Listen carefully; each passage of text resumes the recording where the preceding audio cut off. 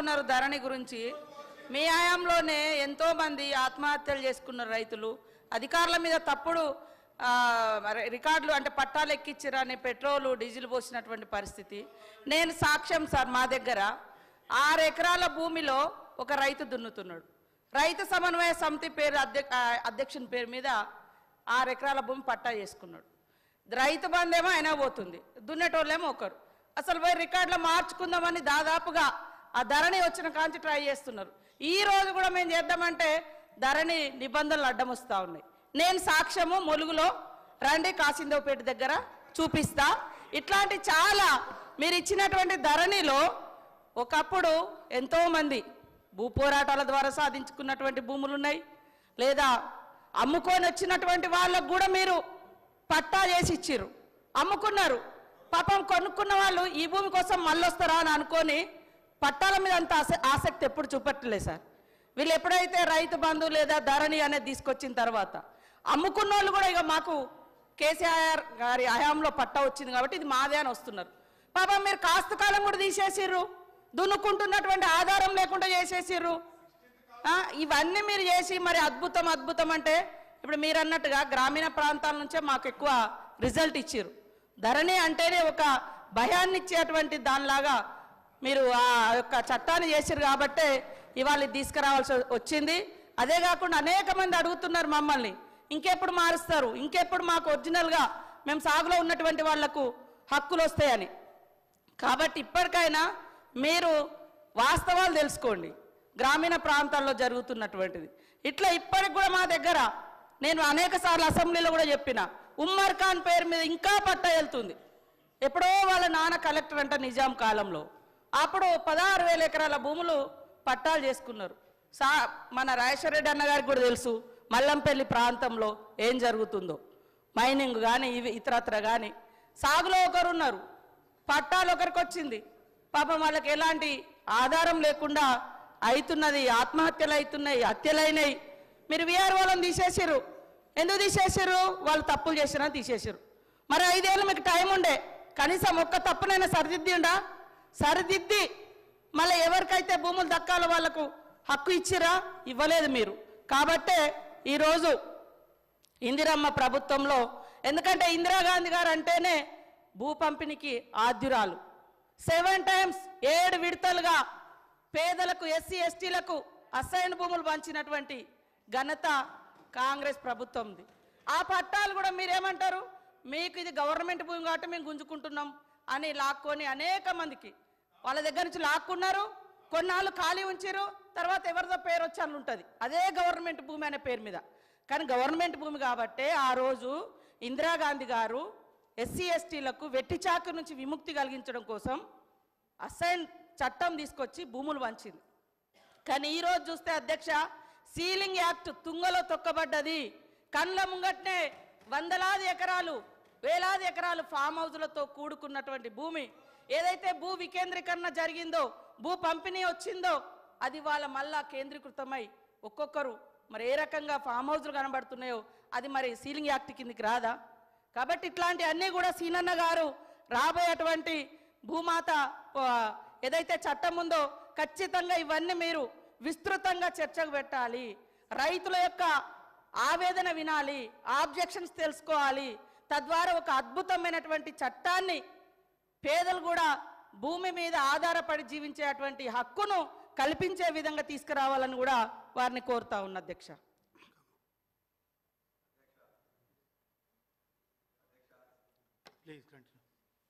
రెండు విషయాలు మంత్రులు ఇద్దరు కూడా ఒకటే మాట్లాడుతూ అర్ధసత్యాలతోని కొన్ని వివరాలు చెప్పారు. మొత్తం గత ప్రభుత్వంలో ఏదో ఆత్మహత్యలు జరిగినాయని, వారు ప్రభుత్వంలో ఉన్నారు కాబట్టి వారు బాధ్యతగా మాట్లాడాల్సిన అవసరం ఉంటుంది. మేము మాట్లాడుతూ కూడా సవరించాల్సిన అవసరం ఉంటుంది. ఈ రాష్ట్రంలో కానీ ఈ దేశంలో కానీ ఆత్మహత్యలు ఎక్కడ జరిగినాయి, ఎన్ని జరిగినాయి అంటే నేషనల్ క్రైమ్ రికార్డ్స్ బ్యూరో ఉంటుంది. 2014లో ఎంత అయింది, 15లో ఎంత అయింది, 2022లో ఎంత అయింది, మీరు లెక్కలు చూసుకోండి.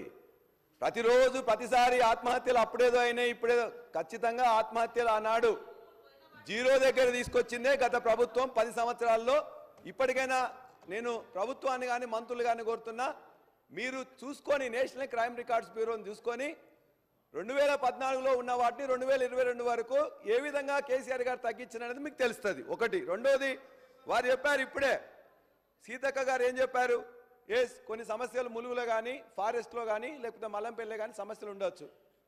మీరు ఒక మాట, ఆనాటి నుంచి వెళ్ళి సీలింగ్ యాక్ట్ లేనే లేదు, మొత్తం కూడా 100 ఎకరాలు 1000 ఎకరాలు కూడా మొత్తం ఇవాళ ఫామ్ హౌస్లోనే ఉన్నది అని మీరు చెప్తున్నారు. మరి బట్టి విక్రమార్క గారు మొన్ననే ఒక బుక్ ప్రవేశపెట్టిండ్రు, అందులో భూమి ఎవరికి ఎట్లా ఉందని చెప్పిండ్రు. ఈ రాష్ట్రంలో 52 ఎకరాల కంటే పైన ఎవరికి లేదు, ఉన్న దాంట్లో 25 ఎకరాల నుండి 52 ఎకరాల వరకు ఏదైతే చట్టం ప్రకారం ఉన్నది ఈ రాష్ట్రంలో 9000 మంది ఉన్నారు, వాళ్ళందరూ చట్టబద్ధంగానే ఉన్నారని చెప్పేసి వారు సోషియో ఎకనామిక్ అవుట్లుక్ బుక్లో పెట్టారు. మరి వారు పెట్టింది తప్ప, మీరు చెప్పేది తప్ప, దయచేసి మీరు అందరూ ముందు కూడా కరెక్ట్ చేసుకోవాలని చెప్పేసి నా విజ్ఞప్తి. అధ్యక్ష, నేను చెప్పట్లేదు, మీ యొక్క రికార్డ్స్ నుంచేలే నేను మాట్లాడుతున్నాను అధ్యక్ష. ఆత్మహత్యల నేషనల్ క్రైమ్ రికార్డ్స్ బ్యూరో నుంచే చెప్తున్నా. అదేవిధంగా మీరు చెప్పిన భూ విస్తీర్ణ ఇవాళ సన్న చిన్నకారు రైతులకే 10 ఎకరాల కంటే ఈ రాష్ట్రంలో 99% ఉన్నది వాస్తవం. అది వారి యొక్క పెట్టిన లెక్కల ప్రకారం చెప్తున్నది తప్ప నా సొంత కవిత్వం కాదని చెప్పి మీకు తెలియజేస్తున్నా. అధ్యక్ష, ఒకప్పుడు వ్యవసాయ భూముల రికార్డులు అంటేనే తప్పుడు తడకలు, అది ముట్టుకుంటేనే అది ఒక కందిరీగలాగా ఉంటుంది, తేనె తుట్టలాగా ఉంటుంది. దాని ధైర్యంతో తీసుకొని వచ్చినాం. కాస్త కాలంలో ఎందుకు పెట్టలేదని మీరు అడిగారు. కాస్త కాలంలో ఎప్పుడు పెడతాం? కాస్తులో కానీ ఖచ్చితంగా ఇవాళ టెనెన్సీ యాక్ట్లో వాళ్ళు ఒక రిజిస్ట్రేషన్ చేసుకుంటే 1950లో టెనెన్సీ యాక్ట్ వస్తే అది చాలా కఠినతరంగా ఉన్నది. ఇవాళ చాలామంది కౌలు తీసుకుంటారు, కానీ ఆ కౌలుని రిజిస్టర్ ఎవరు చేయట్లేదు. అధ్యక్ష, నేను కంప్లీట్ చేసిన తర్వాత మీరు పెద్దలు మళ్ళీ నాకు అసలు 2 నిమిషాలు మాట్లాడకముందే ఇంతమంది మంత్రులు అయితే ఎట్లా అధ్యక్ష? ఇవాళ టెనెన్సీ యాక్ట్ ప్రకారం దయచేసి గౌరవ సభ్యులు ఒకటి చూసుకోండి, నేను టైం మెయింటైన్ చేస్తున్నా.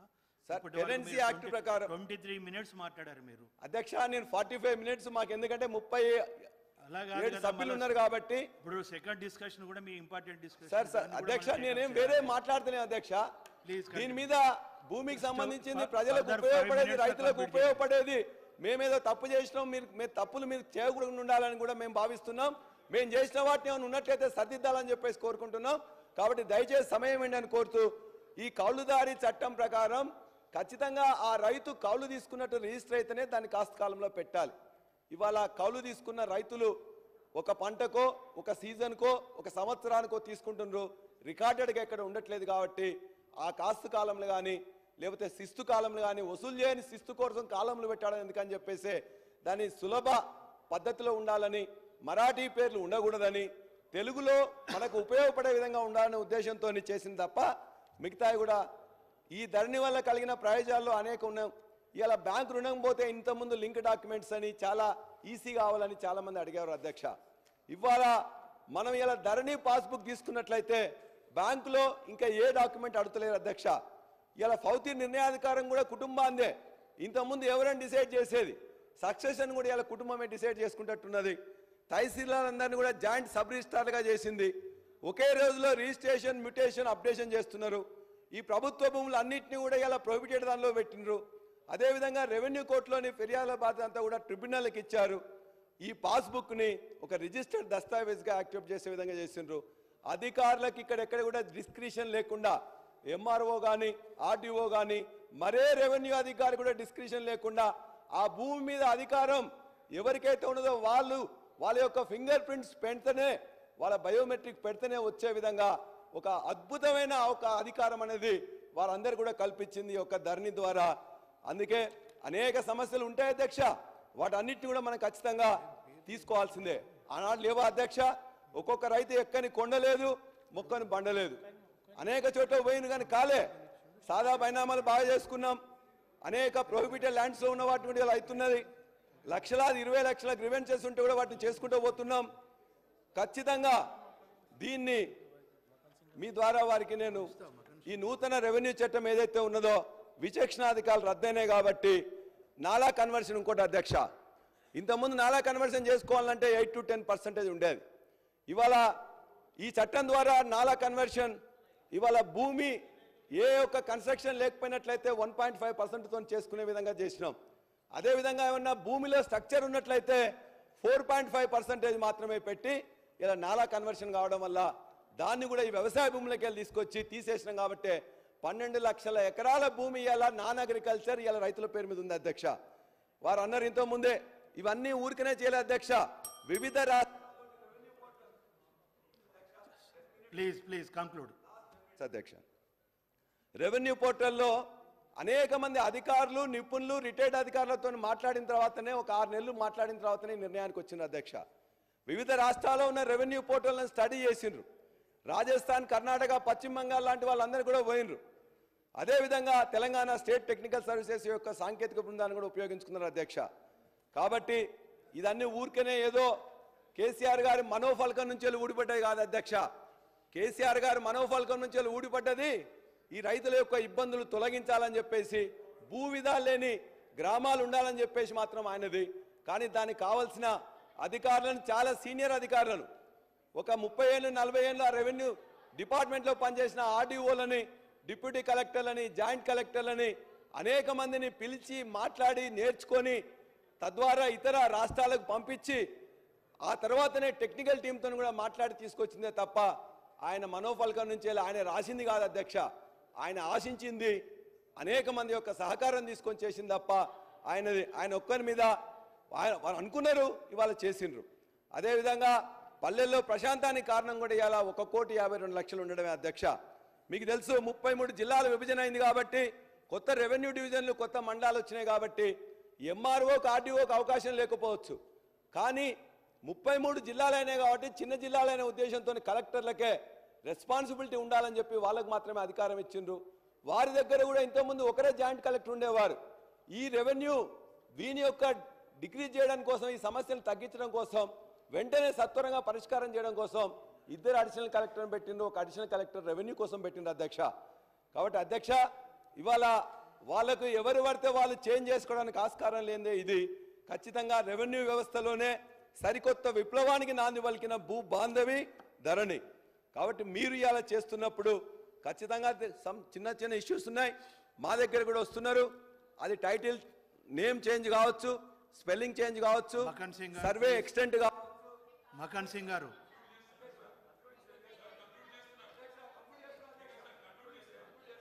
థర్టీ మినిట్స్ అయినా సార్, ప్లీజ్ కంక్లూడ్ చేయండి. మినిట్స్ లోపలే అధ్యక్ష. బదులు 30 మినిట్స్ ఇచ్చాను. ఇంకే ఖచ్చితంగా ఏదైతే ఈ యొక్క దేశంలోనే ఇది అత్యాధునిక ఆన్లైన్ పోర్టల్ ధరణి అధ్యక్ష. సమైక్య రాష్ట్రంలో దశాబ్దాలుగా పేరుకుపోయిన సమస్యలకు శాశ్వత పరిష్కారం కనుగొనడమే లక్ష్యంగా పురుడు పోసుకున్నది ధరణి. దాని గమ్యాన్ని ముద్దాడిందని గర్వంగా చెప్తున్నాం. ఇంత పెద్ద సంస్కరణ చేపట్టినప్పుడు చిన్న చిన్న సమస్యలు ఉండవచ్చు. 99% మంది లాభపడితే 1% ఇబ్బంది పడవచ్చు. ఆ 1% కష్టాలు తీర్చేందుకు మార్పులు చేర్పులు చేస్తామంటే సహకరిస్తాం. కానీ రైతులకు కొండంత ధైర్యాన్ని ఇచ్చిన ధరణిని తప్పుపట్టడం కరెక్ట్ కాదు అధ్యక్ష. మేము మిమ్మల్ని కోరేది ఒక 2 అంశాలు అధ్యక్ష. మీరు ఇలా దీన్ని ఏమైనా పేరు మారుస్తా ఇంకోటని కాకుండా ఇవాళ మీరు ఏదైతే చెప్తుండ్రో, ఆనాడు మన్మోహన్ సింగ్ గారు కూడా చెప్పిండ్రు, ల్యాండ్ టైటిలింగ్ యాక్ట్ చేస్తా అన్నారు. దానికోసం కృషి చేయండి, అది తీసుకురండి. ఇవాళ మిత్రులు చెప్పినట్టు డిజిటల్ సర్వే కోసం మేము ఆల్రెడీ ఆలోచించడం కానీ కాలేదు. మీరు ఇలా డిజిటల్ సర్వే చేసి ప్రతి ల్యాండ్కి లాంగిట్యూడ్, లాటిట్యూడ్ ఇచ్చి, రేఖాంశ, అక్షాంశాలు ఇచ్చి వాళ్ళు పకడ్బందీగా, ఎందుకంటే నిరంతరం టెక్నాలజీని ఉపయోగించుకొని చేయాల్సిన కార్యక్రమం కాబట్టి ఖచ్చితంగా మీరు కూడా ఇది చేసినట్లయితే బాగుంటుంది. మిగిలిన చిన్న చిన్న వివాదాలను కూడా చేయాలని చెప్తూ ఇది రైతులకు కేసీఆర్ కల్పించిన ధీమాను రద్దు చేసి మళ్ళీ దళార్ల రాజ్యాన్ని తీసుకొస్తామంటే మాత్రం సహించాం. ఏ ఒక్క రైతుకు నష్టం జరిగినా బీఆర్ఎస్ ఊరుకునే ప్రసక్తే లేదు. ఎందుకంటే బీఆర్ఎస్ అంటేనే. మగన్ సింగ్ గారు ప్లీజ్, 30 to 33 మినిట్స్ అయినాయండి. జస్ట్ కన్క్లూడ్ చేయండి ప్లీజ్, కన్క్లూడ్ చేయండి. అధ్యక్ష, మరలా ఒకసారి చివరికి ఒకటే మాట చెప్తూ, ధరణి సమస్యలంటే భూ వివాదాల సమస్యలు ఉన్నాయి, ఒకటే సమస్య. రెండోది రెవెన్యూ సమస్యలు ఉన్నాయి, పోర్టల్ సమస్యలు ఉన్నాయి. ఈ మూడిట్లలో ఏదేందని చెప్పి మీరు ఐడెంటిఫై చేసి ఇవన్నీ కూడా చిన్న చిన్న సమస్యలను పరిష్కరించండి. ల్యాండ్ టైటిలింగ్ యాక్ట్ తీసుకురండి. చివరిగా ఏ ఒక్క రైతుకు నష్టం జరిగినా బీఆర్ఎస్ ఊరుకునే ప్రసక్తి లేదు. ఎందుకంటే బీఆర్ఎస్ అంటేనే భారత రైతు.